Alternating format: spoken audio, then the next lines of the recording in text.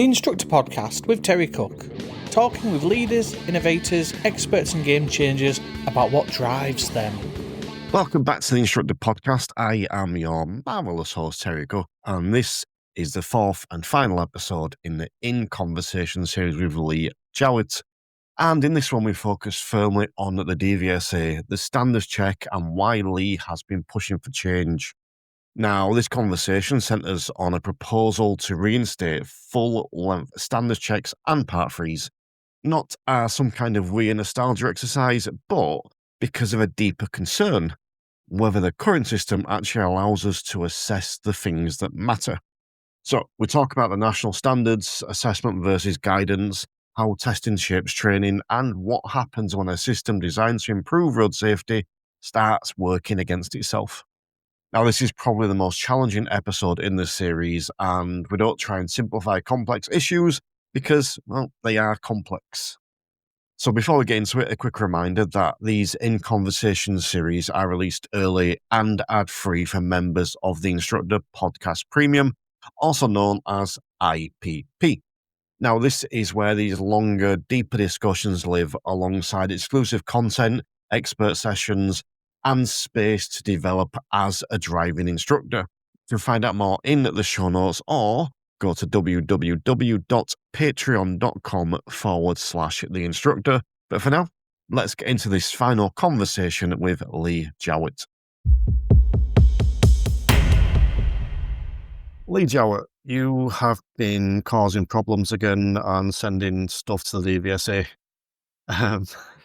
What are you currently proposing to the DVSA? The same thing as I keep proposing, really. That they return standards checks and Part 3s to the 1 hour format with the intention that that will allow them to assess all of the elements of the national standards for driver and rider training. Now, I know that not every lesson is going to include every element, but we have 3 overarching elements of the national standards that lays out the role of a driving instructor. And, it's for want of a better word, it's quite moronic, in my opinion, to have an assessment process that for however many years was an hour long, and it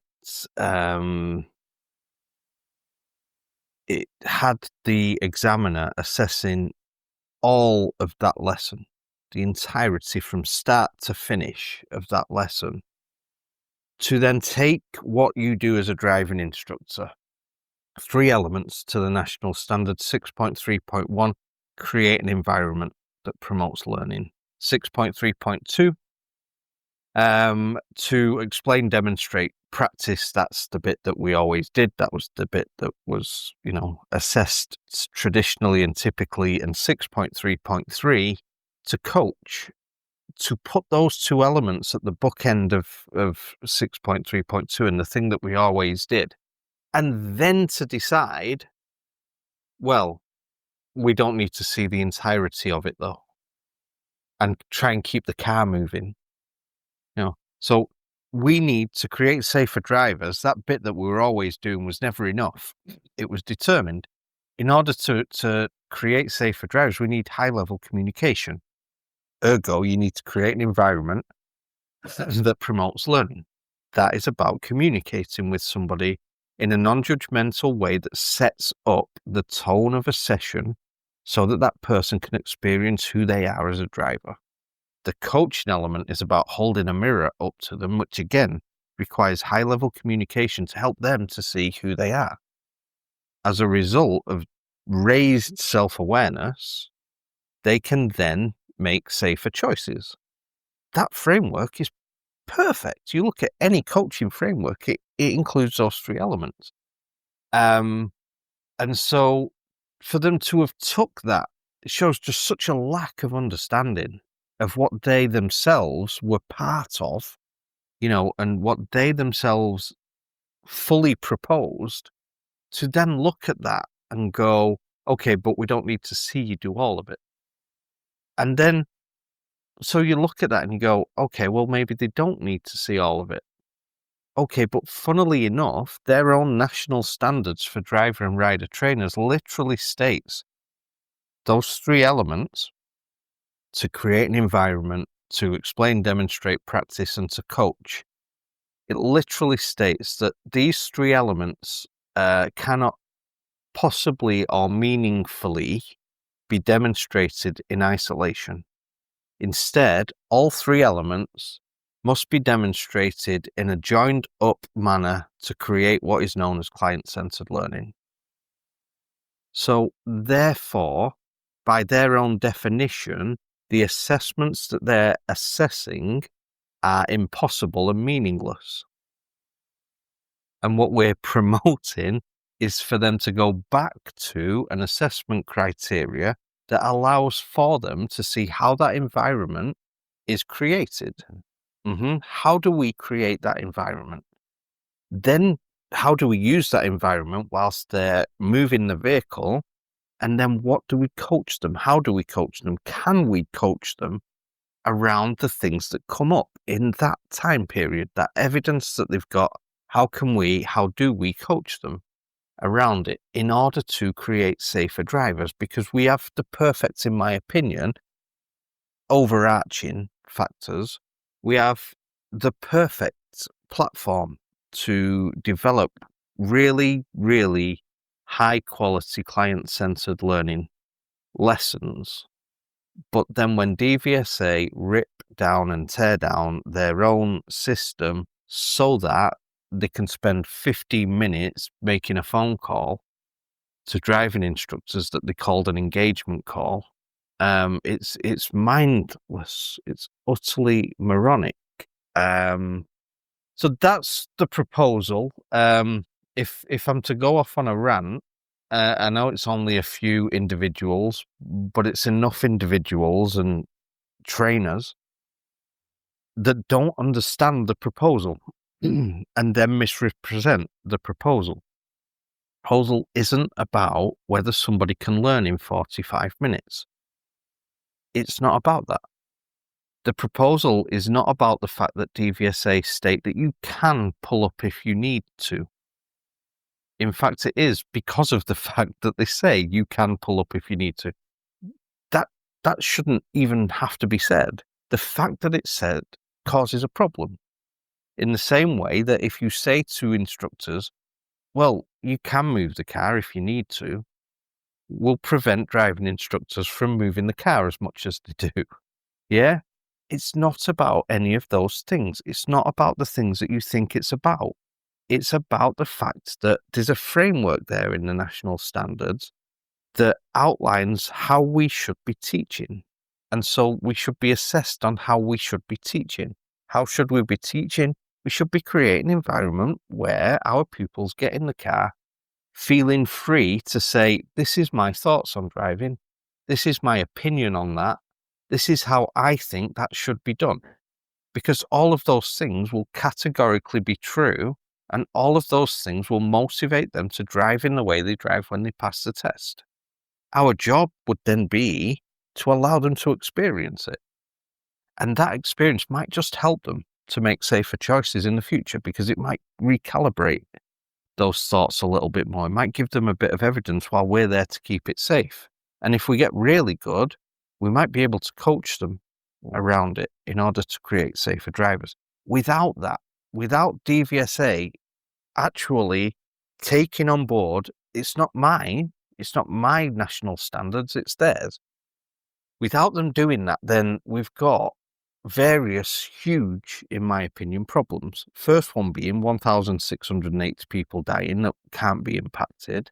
Second one being, how do you train people? How do you train people when the guidance says one thing and the assessment says another? What do I mean by that? Well, the guidance clearly states that we create an environment that promotes learning and we coach. How can you coach on the move? Well, you can't really. Not to any level. You can ask questions, you can get answers.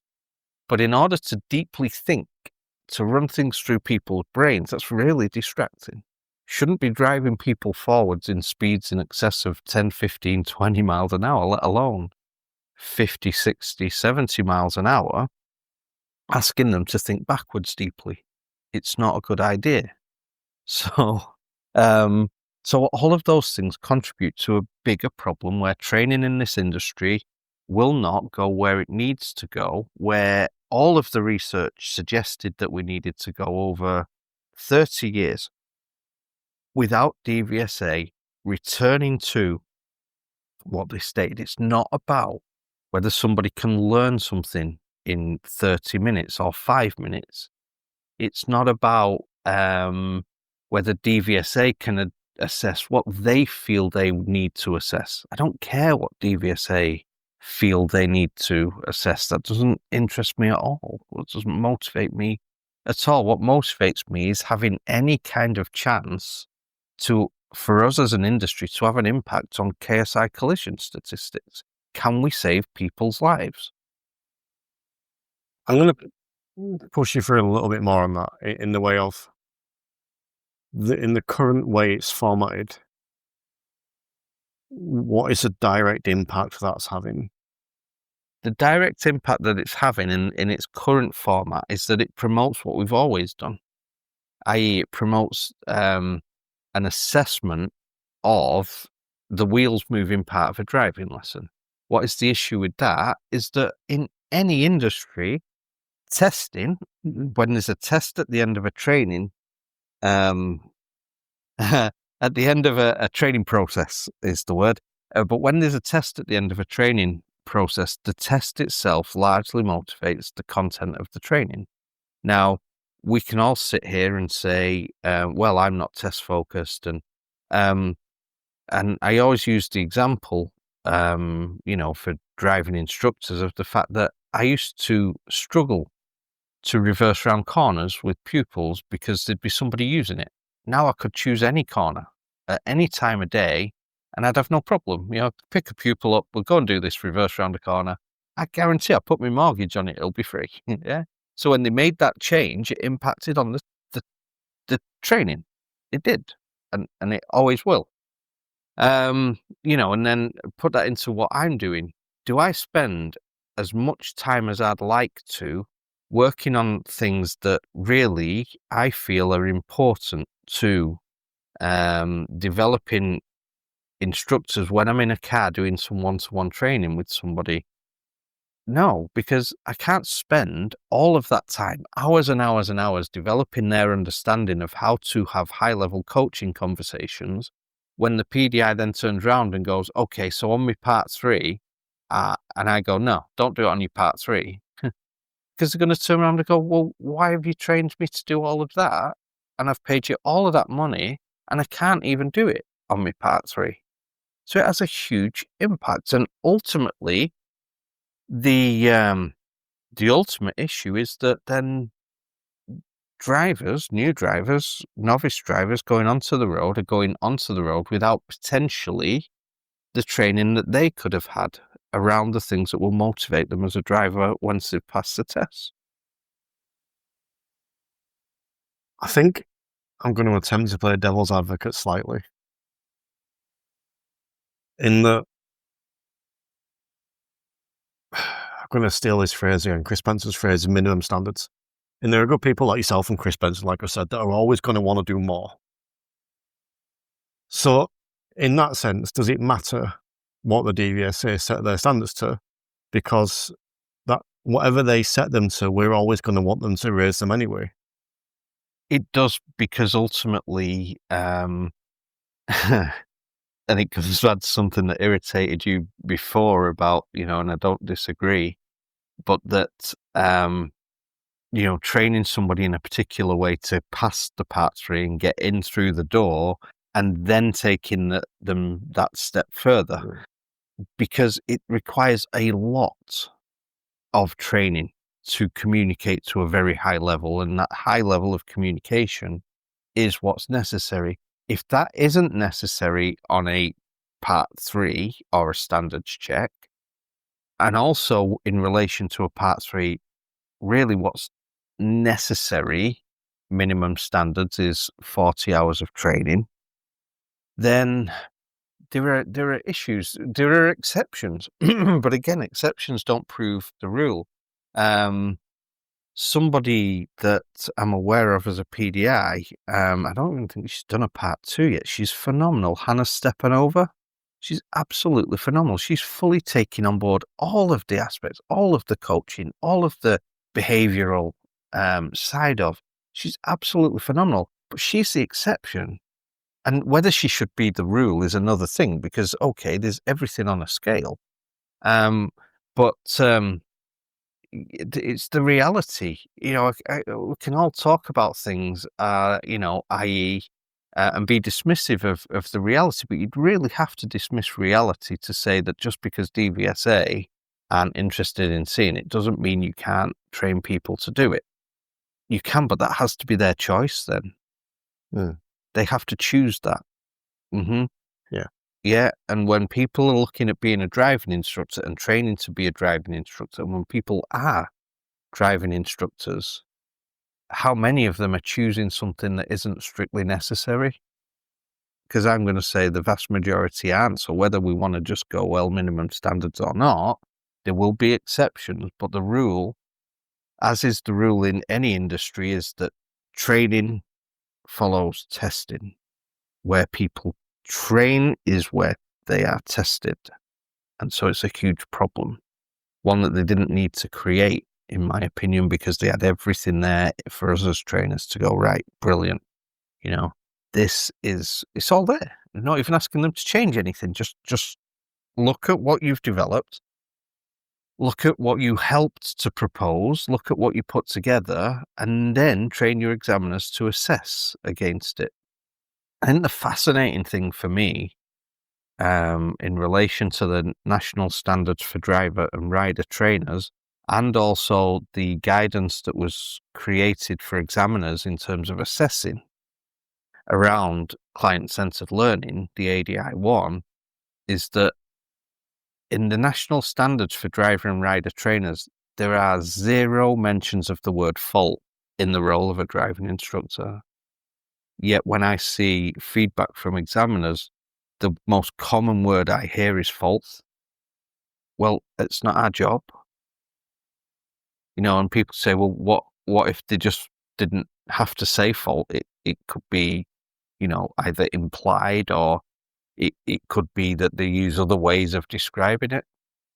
No, because Train the Trainer, which is 6.6 of the national standards, that is a fault-based assessment of, so it would be me as the trainer delivering a fault-based training session to a PDI. In 2 pages, there are 6 mentions of the word fault, which states that if it was supposed to be fault-based, it would mention the word fault. There are 8 pages, I think, for the role of a driving instructor, and 0 mentions of the word fault. The ADI-1, which is the examiner's guidance, there are 68 mentions, I think, of the word fault in the examiner's guidance, but that's for part 2, part 3, and Train the Trainer. For part 3, there are only 4 mentions of the word fault when an examiner's assessing. So one of those is actually in the overall assessment of the instructor, and don't base your overall assessment on fault in the instructor, base it on their overall competence. And then there are 2 mentions under adapting the lesson, which are around adapting when the fault or weakness undermines the initial lesson, and not adapting would be.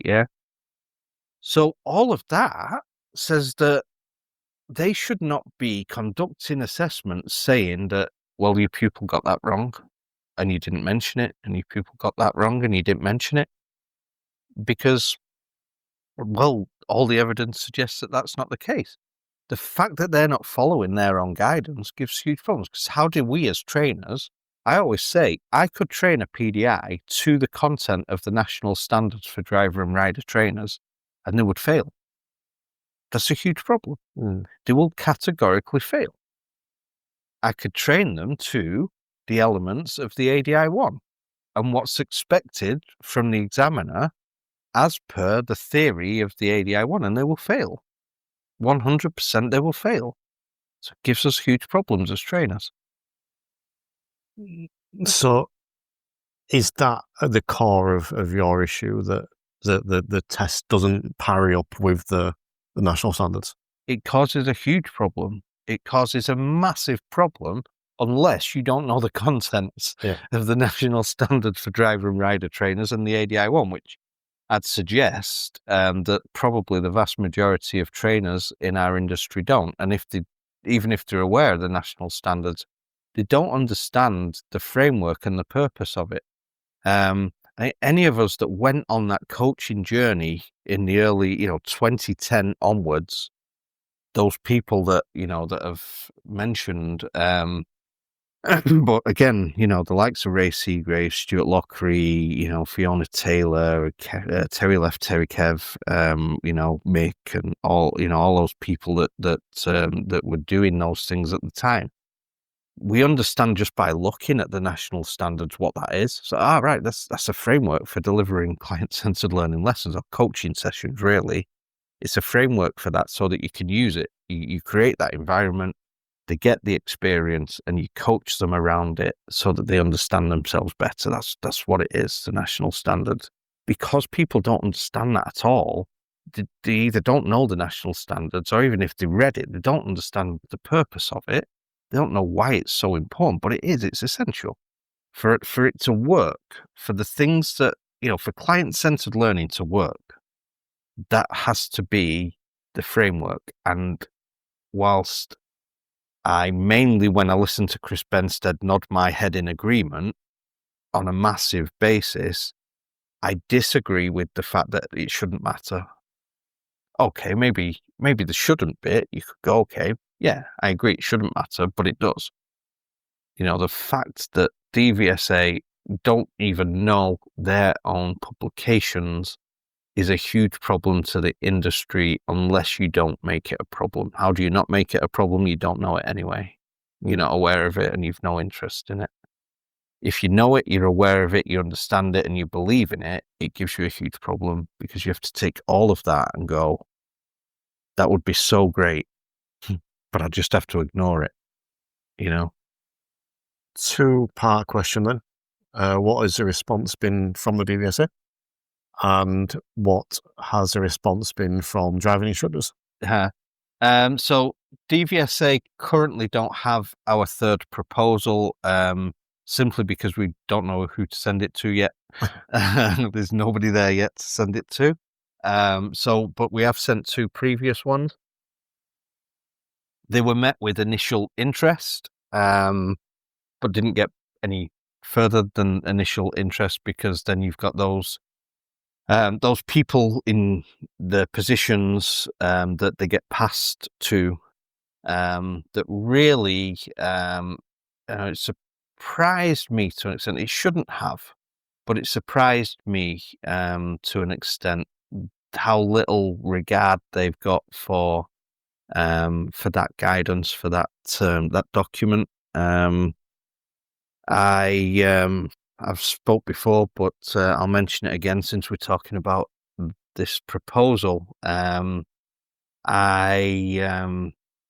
had a meeting just over the road with 40, 50 local instructors and the former head of ADI, who's now retired and delivering training in this industry. He didn't even know what was contained in the contents of the syllabus, Unit 1 of DVSA's own syllabus. I had no idea. And then went on to say, but he doesn't need to know that. That's not his. Oh, sorry, that's not his department. He doesn't. He doesn't need to know.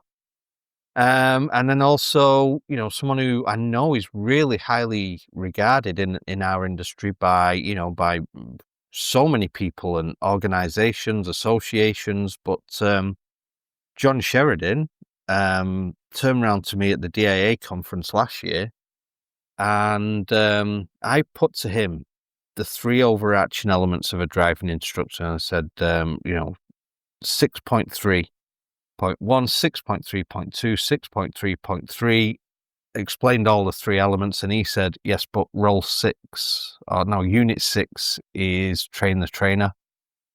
I said, no, it's not. That's the role of a driving instructor. I've just outlined to you the role of a driving instructor, and his response to that was, yeah, well, I don't need to know that anyway, because I can tell within 5 minutes whether somebody's any good or not. And that was a bit of a light bulb moment, because what it said to me is they were part of all of this. But then when it came to them themselves, they looked at it and went, yes, but we don't need that. We know our roles already. That's for them. And in turn, over time, that's then created this huge problem. Or huge, at least in respect to the fact that we've made no progress. Because actually, when they looked at what they did, their ego said, I don't need that. John Sheridan's ego said, I don't need that. That's not for me. I know my job. I can just go and continue to do my job as I've always done it. But what they were assessing was intended to be different. There are no mentions of the word fault. There are only 4 mentions of the word fault in the examiner's assessment criteria, and really it's about when the fault or weakness undermines the original lesson. Outside of that, they should be seen a development lesson where the pupil's encouraged to explore their own thought processes, opinions, values in a safe environment and coached around it. That's not happening. That's not happening at all. And it certainly isn't happening on part 3s and standards checks. I've told the story in my last standards check, but at the point where my pupil literally turned around to me and said, yes, I think I do. When I panic, I take risks I wouldn't normally take. That the examiner tapped me on the shoulder right there and then and said, we need to get the car moving. I said what? We need to get the car moving. I mean, she's literally saying, this is how I'm going to kill myself in a vehicle. Yeah. And at that point, at the point where she states how she could kill herself in a car, the examiner felt we should move the car. Not have more discussion around it, not help her to be more aware of it. Just move the car, do some more junctions.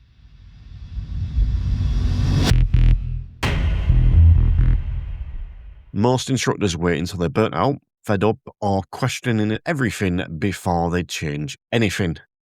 Now, premium isn't there just for that moment. It's there for before it gets that far. Now, there's no tie-in, there's no pressure. You can dip in, use what's helpful, and leave if it's not right for you. But the instructors who get the most from it aren't in crisis. They're proactive. They're investing in themselves while things are going okay so that they stay that way. You don't just need to join because something's wrong. You join to make sure it doesn't become wrong later. So if you want to take a close look, the details are in the show notes, or head to patreon.com/instructor. But for now, let's get stuck back into the rest of this episode.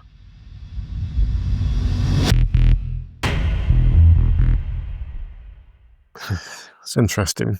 I think when I try and think of an analogy to it, it's like I look at the L test and the problem we have with learners, which is they come along and basically just need to don't do anything dangerous for 40 minutes and stick to law. That L test, when you break it down, is really, really easy. It's a lot of it is nerves and stuff, as we spoke about, that cause you to fail, not skill. So we have that struggle with learners, which is how do we need to convince them that they need to drive better than that? That's the whole thing. And whether that's skill, whether that's mindset or whatever that might be. And it feels like that's a similar problem here we've got with PDIs, and ADIs, I suppose, as well, in that, well, like you said, I don't need to learn that because I'm not going to be tested on it. Is that the biggest thing, the biggest challenge for a trainer now, is that we now have to convince, potentially, not all obviously, but convince some PDIs and ADIs that yes, you need to learn this, even though that's going above those standards, you need to learn this. Because I think ultimately, percentage-wise, it's such a huge percentage of what would be necessary in training for that to actually work. We're not talking about an extra 5 minutes in a training session. We're talking about a 30% split of what should be trained around. It would necessitate a huge change in the training models of most trainers if that was to be the case. And so is it possible, I think it's what's the word that I'm looking for? Naive. It's naive to think you can split those three elements into 30% when the testing process at the end of it doesn't want to see any of that, or really any of that. And when we're dealing with minimums, and yes, we can all do more, and yes, we should all do more, and 40 hours isn't. But still, you have that expectation throughout training that 40 hours is going to be this number. You can't split that down into 30, 30, 30, or 33, 33, 33. So yeah, it won't work. It won't work. So you're left with a situation where you probably better. Well, you know me already. I'm a massive advocate of being better, and going beyond and pushing beyond. But it's if you did training in that manner, 30, 30, 30, with what people's expectations are, you probably won't be leaving them in a good enough place in any of those places to really be helping them. I think the whole thing needs an overhaul. I think the whole thing needs to be, if they're asking us to do what they're asking us to do, but not assessing us in that way, if they're asking us to do what they're asking us to do, then the whole thing needs radical overhaul anyway. It's nowhere near close enough. But I think, I think, I think it's reality. I don't care what anyone says. It's reality. The reality of any situation is that when you have a test that assesses certain criteria only, that influences what really, if it was well, you don't have to say this, but let's have a chat about this for 10 minutes and you'll get a better understanding. But we're not talking about 10 minutes. We're talking about a really high percentage of that training that needs to go towards developing people's ability to communicate at a very, very, very high level. And even then it takes time. So this is the third time you put it in this proposal. I didn't see the second one, admittedly, but I did see the first. Is it the same proposal, essentially? Essentially, it is essentially the same proposal, because I believe in it and I won't stop believing in it. But it's just trying to kind of attack them in a different way, if that makes sense. So we've had to go through this little thread, and we've had to go through this little thread.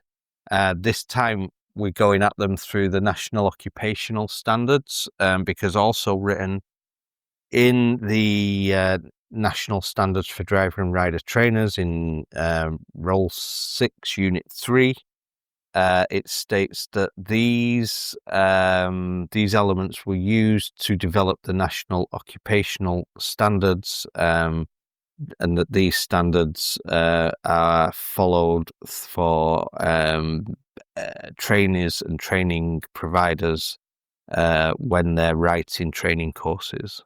So that's the thread that we're tugging at this time. The fact that if I follow your National Occupational Standards to write a training course to be a driving instructor, and that course is then followed literally by the person that's received that training on their test, they will fail.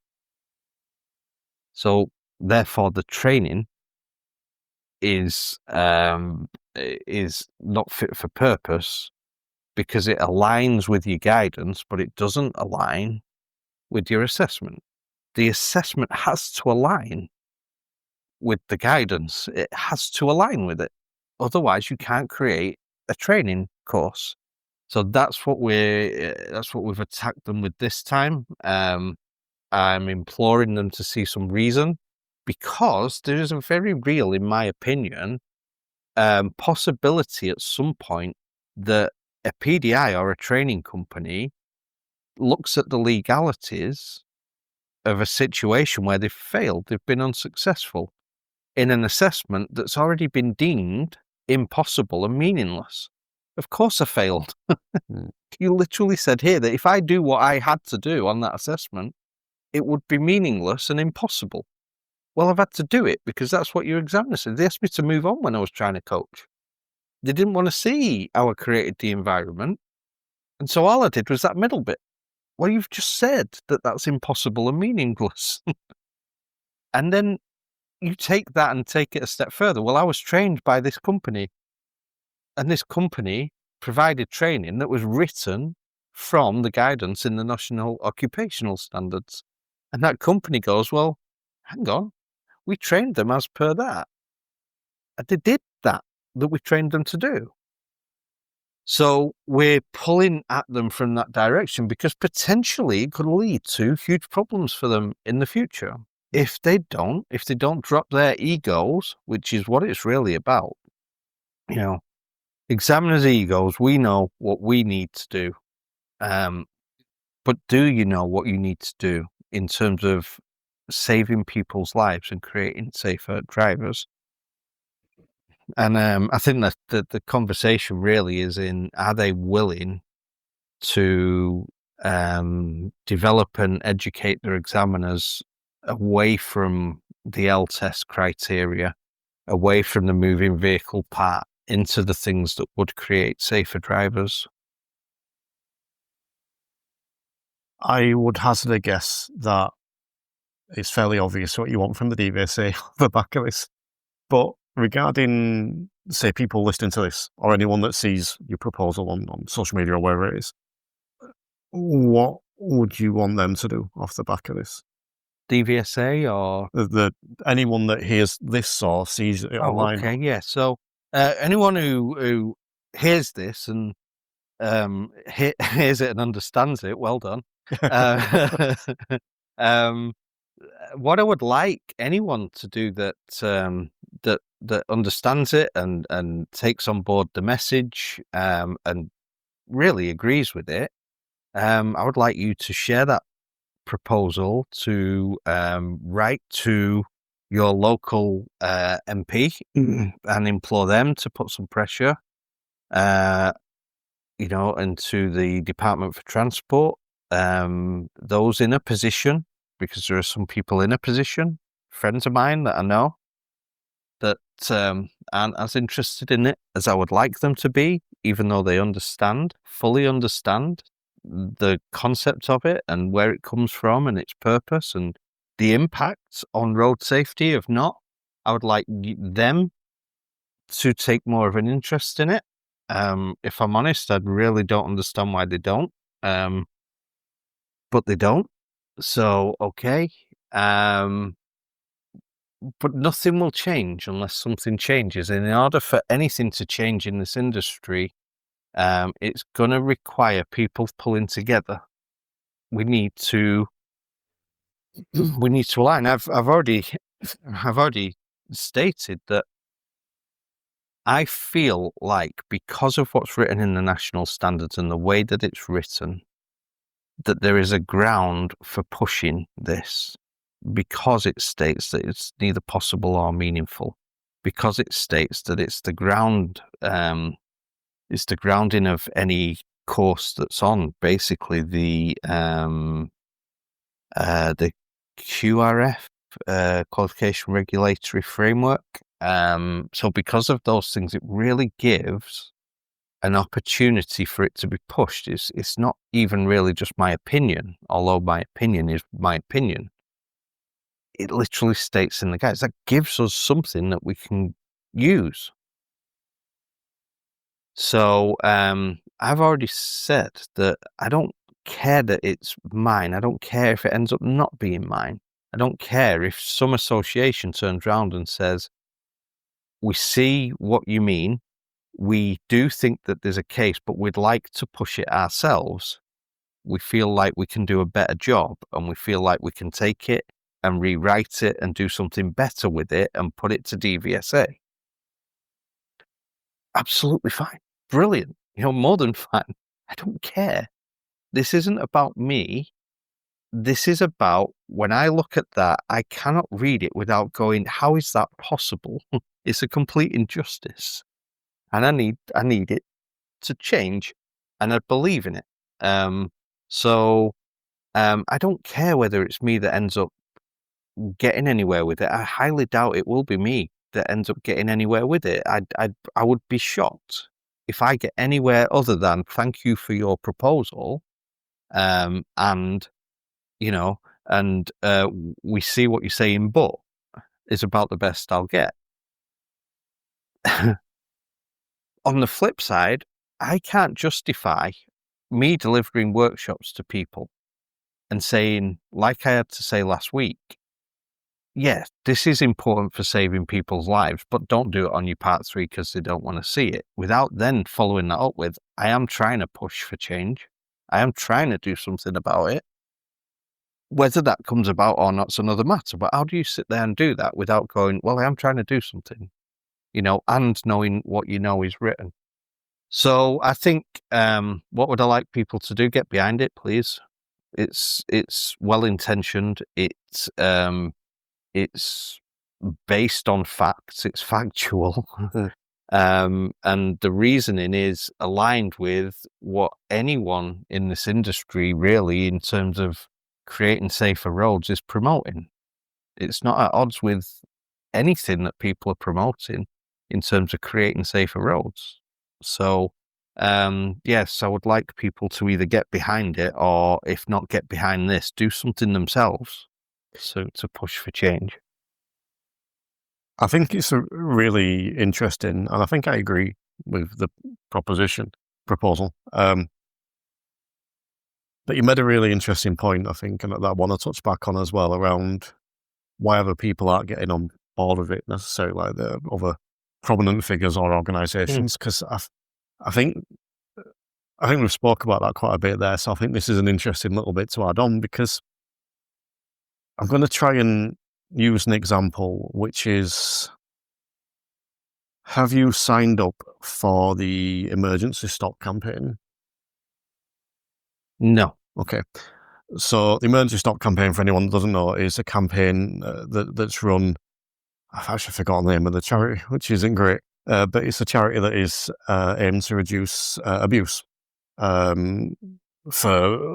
wider societal abuse. And part of that is they've had people come forward to them that have been abused by the instructors, have been stalked by the instructors, stuff like that.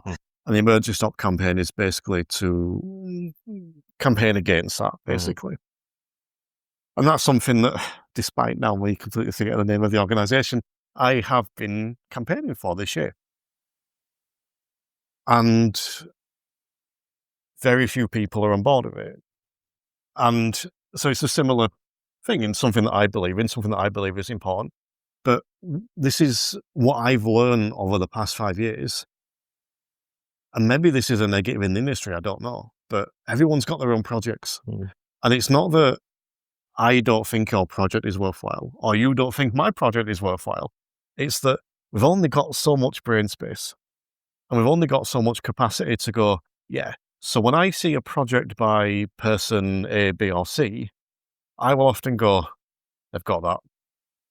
And believe it, I might drop a message, I might drop a like, I might drop a comment, whatever, but it's like, yeah, they've got that. I'll leave that to them. What I found over the past few years is that if I want someone to help, I have to reach out. And if I use the association as an example, obviously I'm on the committee of the ADIJC, but there is also the MSA and the DIA. Figure out those acronyms as you want. But my suggestion to you would be just to reach out to them and say, can I propose this? I know someone on the committee of the NJC, but obviously you can find anyone that you can reach out and say, can I propose this? Will you take a look at this? Or can I have your backing? Can we work together? However you want to phrase it is irrelevant, because I genuinely think that we're in a place in the industry where there's that much going on. I hate saying this, by the way. We can't expect others to support us. We have to go to others and ask for help. At least that's my take on it. Yeah, I agree. Already done. Didn't get me far. So, so yeah, but I won't stop with it, because one day somebody might listen to it, but also I have to justify. I have to, in my head at least, I have to justify the training that we deliver, because none of our training, even though we run a standards check and part 3 client-centered learning workshop, it's not based really fundamentally around the standards check or part 3.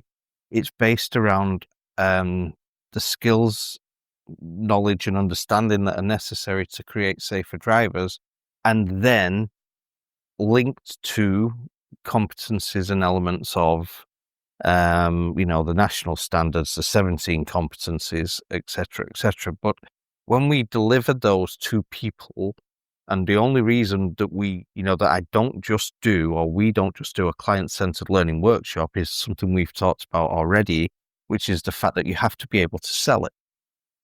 And people won't buy it, generally speaking, if it's not around standards check and part 3. That's still my mission. It's like my own personal thing is, it's like every time, can I do this about mentioning the standards check? And I would actually say that I've been quite successful with that. There are times it's failed, I'll be honest, and the standards check does. My biggest episode this year was the one, the only time I've ever done a full deep dive on it was the almost standards check. That's been my biggest episode this year. And to be fair, not by a wide margin, but it has been my biggest episode this year. But yeah, I still work off that premise, so I avoid it as best I can. That's not true. It's a small part of what I do, but that's just I think it's just me being stubborn now, if I'm being honest. What do you think of the competencies, the 17 competencies? Overall, I think they work. I think they work in the order that they work in. I think when you work through from the top one and work downwards into risk management, even just the lesson planning. The better you are at planning the lesson, the better your risk management will be. The better your risk management is, the more able you are to showcase your teaching and learning strategies. So even, but going to the individual competencies, that identifying the needs of the pupil, that's what we should be focusing on. That's how you develop somebody, because needs can be anything from a lack of skill and knowledge to, the way they react in a particular situation, the way they react when they're under pressure, the way they react when the friends are geeing them up, the way they react when they're stressed, when they panic, like my pupil. And then, structuring the lesson, because your structure should be based around the need you to deliver a different lesson to somebody who doesn't know how to do something in a different way than you'd structure a lesson to somebody who panics in certain situations.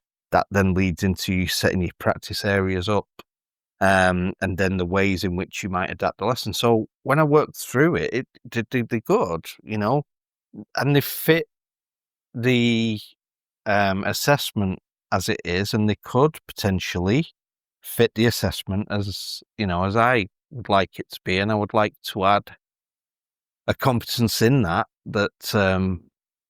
would address people's responses and motivations if and when they are demonstrated.